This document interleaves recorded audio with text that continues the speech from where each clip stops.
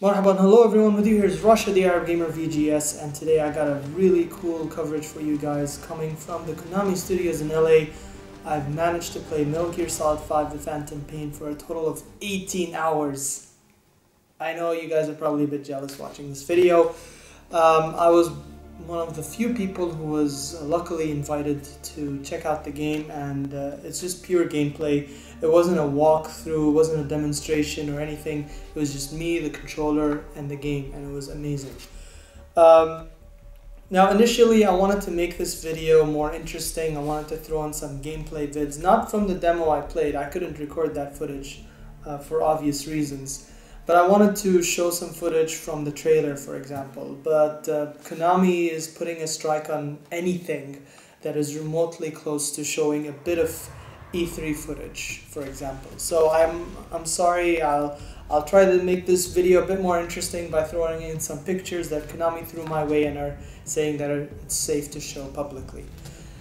Also, a note that while I can't talk about spoilers, I will be talking a lot about the gameplay, so I might reveal something that may come off as a shock to you. Just putting that out there, so don't be surprised if there's a bit of a spoiler thrown in there. And lastly, this is as you probably are aware, I played 18 hours, so there's a lot to talk about. I've written a really big preview, you can check it out in the link below, but I'll be going over through this really quickly, kind of give you guys a summary of my experience with Metal Gear Solid 5 The Phantom Pain. So without further ado, let's get on with the preview. First things first, this is a Hideo Kojima game. A lot of people are concerned, or were concerned, that because of the recent political situation that was happening within Konami, the game wouldn't be a Hideo Kojima game. There would be a lot of things changed, a lot of things removed, but make no mistake about it, from the beginning of the game to, well, I didn't finish it, but from where I left off, it was all Hideo Kojima. This is a Hideo Kojima game, even when you start a Hideo Kojima game. In fact, the game is made to be shown sort of like a TV series, so every start of every mission shows you the credits. So you're given more Hideo Kojima than any other Hideo Kojima game, so if that makes you guys feel any safe. Now that being said, it is a bit annoying that at the start of each mission you always have to watch the same kind of credits come through, and there's even some end credits, which thankfully you can skip by a push of a button, but unfortunately you cannot remove these texts. They're kind of distracting, so whenever you're watching or focusing on a cutscene, you see these texts like, yes, we get it, this is a Hideo Kojima game, alright, it's fine, listen, I want to enjoy the story now.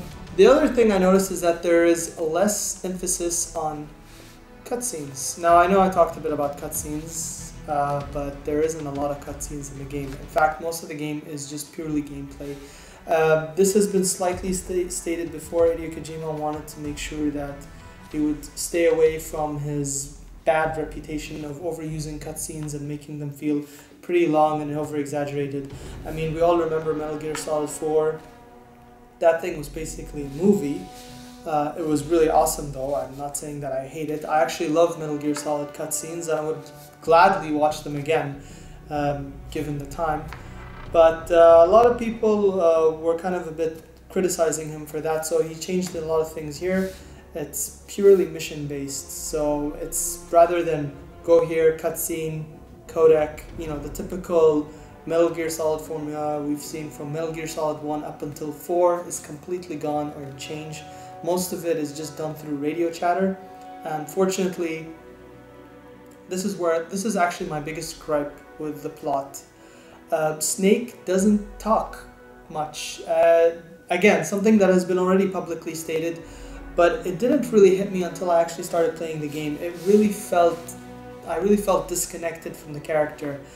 We all know that Snake is a character who's always ambitious, who's always like fighting for freedom or something, and he always has that Urgh! So not only did they change his voice, they also made him talk less, so there's something really weird going on. Now again, I can't spoil any details. Even if I wanted to, I still don't know what the hell is going on, because Snake doesn't feel like Snake while playing the game. There's like this one major cutscene, everyone's talking, they're screaming, oh, we gotta get there, and then you just see the camera pan on Snake's face, and it's just his blank expression. So again, I don't understand the meaning behind this. I was kind of a bit confused. And moving on, the gameplay is pretty much Peace Walker, open world Peace Walker. I mean, make no mistake about it, this is pretty much Peace Walker on a HD next generation scale. So if you were a fan of Peace Walker, you'd really have fun with this game. If you weren't, then you might be slightly disappointed, because I know some people, I talked to some people who are playing the game and they're like, this doesn't feel like a Metal Gear Solid game, and that's because it's all based on mission structure, and you got to do missions in order to progress through the story. It's not very linear, it's not very story driven in respect to what they did before, let's say Metal Gear Solid 3, but here it's all about doing the missions, completing the missions, and going on to the next one. Now the problem with that is that, again, there's a bit of a disconnection from me in the story, because the whole game, like Peace Walker, you got to build Mother Base. I'm sure, again, you guys are probably aware of that. But it starts becoming like routine. You find soldiers, you pick them up using the Fulton, you train them, you make them build weapons, you know, you go through this cycle of finding players, or finding, sorry, soldiers, hiring them, and going back to Mother Base. You can even take a shower there to wash off all the blood. It starts becoming routine. Even the missions, not all the main missions actually feel like they're important. Like one mission is like, extract this guy so that you can find out about this detail regarding Cypher. And Cypher are the main bad guys of Metal Gear Solid 5. So again, there's just like this huge disconnection, and you kind of lose track of what's going on in the story, and you stop caring after a while, and it just becomes about completing the mission and building the Mother Base, which is still fun. It's really fun on its own. From a gameplay perspective, this is quite honestly the best Metal Gear Solid game made to date. But from a plot perspective, not really. Like I said, I felt a massive disconnection with the story, and that's not really a good thing, especially when it comes to Metal Gear. What else? The world, the environment. Oh man, they really nailed this, right? I mean, a lot of open world games, they feature some different terrain here and there. Oh, here's a desert area, here's this. But Metal Gear Solid 5 actually feels alive, and each terrain feels different. So you go to different places. I was only able to go to Africa and Afghanistan. Afghanistan is obviously the beginning part of the game. And while I was there, a lot of things are important you got to take note of. So for example, if it starts, a random dust storm can happen, and that could completely kill the enemy's visibility as well as yours. If it's cloudy and let's say the sun, can't be seen or whatever, no one can see your shadow, so that again reduces the visibility side of your enemies. There are different routines, different soldiers do different things. So you see one soldier, he's listening to music, he's probably not paying attention too much. Another soldier is very strict, following orders, going from A to B, making sure, and is keeping a close eye on everything. And obviously each one of these soldiers have different skills, and those skills can be measured to greater effect if you decide to bring them back to the Mother Base. But yeah, going back to the environment, feels pretty alive, and that also affects different things. Like, for example, in Africa, if it's raining, the soldiers can't hear your footsteps. So traversing can be done through multiple ways. You can use your helicopter, your horse, and this is when I get into the buddy system. So buddies are basically your companions in the game. You got, well, I was able to find 4 buddies. You got your horse, DD, the wolf, Quiet, and the D-Walker. So you have the horse, obviously a horse, you ride the horse, you gallop, and he makes you go from A to B quicker. It kind of feels like Red Dead Redemption. I did get that Red Dead feel. You got other characters, the wolf. Well, I actually found them by accident. This is the funny thing.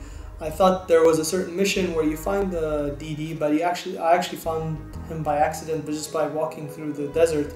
I was doing some target practice, and all of a sudden I heard a bark, and I just saw a little puppy, and I just threw him out there, and it was DD, randomly, just like that. A lot of players who were there didn't manage to find DD, so I guess I was lucky. I hope I get lucky again when I play Metal Gear Solid 5 for review. Quiet, pretty obvious, sniper, so she'll be able to help you from a distance. So if you're facing trouble and you need backup. But the only problem with DD and Quiet is that you don't have a way to traverse quicker. So the best thing is to have helicopter spots available so that you can land closer. And the only way to land closer is that you need to take out satellite dishes and SAM launchers. So again, this goes back to the cycle of new base, need to capture some soldiers, need to conquer it, need to destroy this. So it becomes kind of like routine. The D-Walker is my favorite. It's basically this little mecha Metal Gear type machine. It even talks, so it's like it goes in like two modes. It has Walker mode, so it has Walker mode, and then it can pull out two guns. You can upgrade the guns, of course. I'll get into the customization in a bit, but basically you can upgrade the guns and you can start shooting.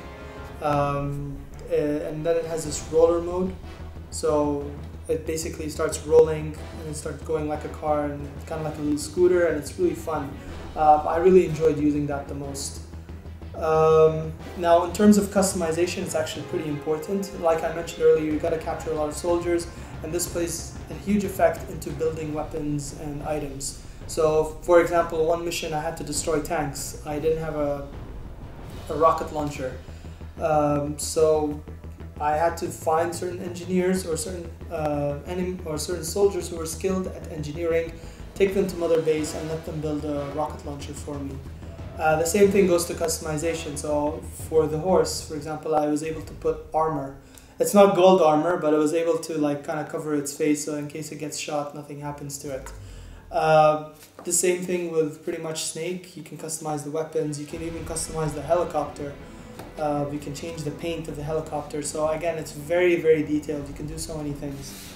So last thing is kind of the two last points I want to talk about is sort of the console limitation things.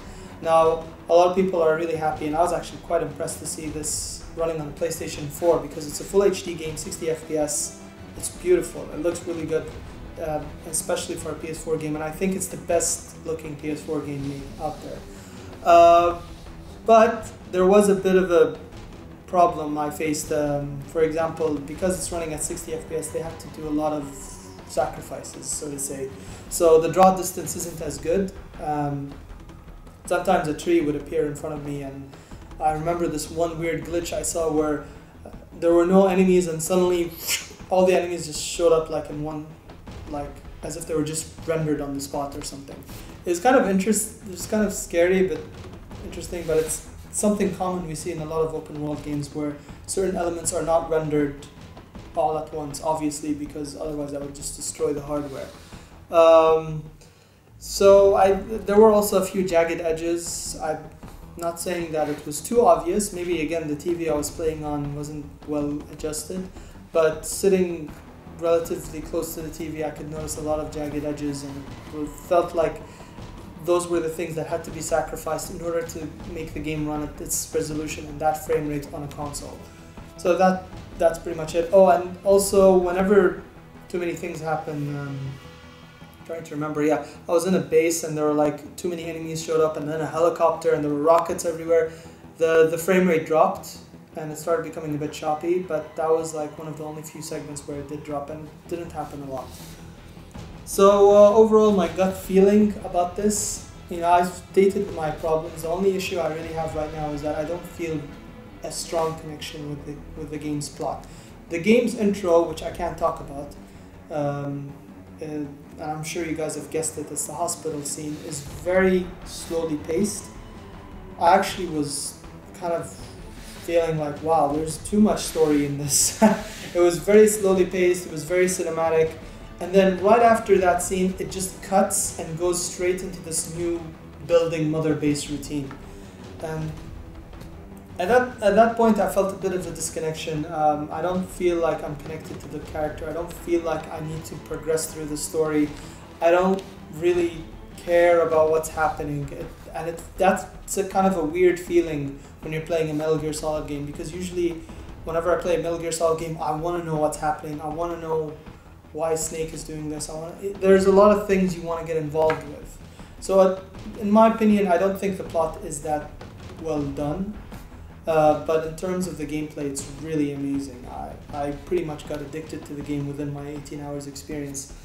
So yeah, that's pretty much the rundown. If you guys want to find out more details, please click on the link in the description. I probably missed a lot of things that I've experienced, and I probably mentioned it in the full preview available in the link at our website, VGstations.com.